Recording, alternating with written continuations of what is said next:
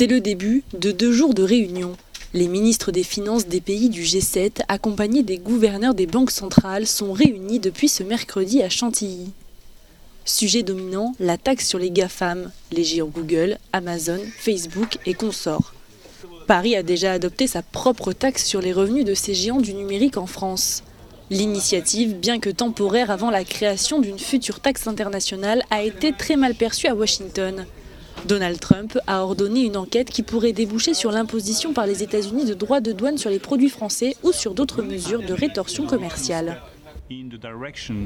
Nous avons fait un pas très clair dans la direction donnée à nos amis américains en acceptant de négocier une nouvelle taxation mondiale des activités sociétés numériques, mais aussi sur les activités numériques d'autres sociétés.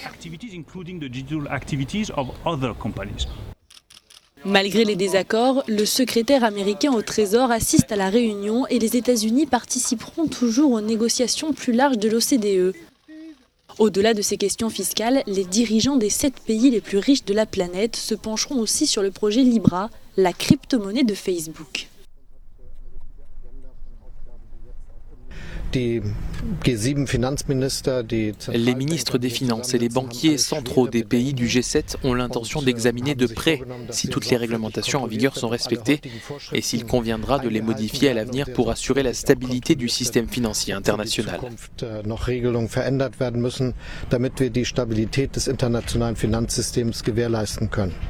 La question de la succession à la tête du Fonds monétaire international de la Française Christine Lagarde fera aussi l'objet de discussions informelles. En marge de la réunion du G7, le gouverneur de la Banque d'Angleterre, Mark Carney, considéré comme l'un des principaux candidats pour la remplacer, devrait rencontrer les ministres des Finances et les dirigeants des banques centrales du G7.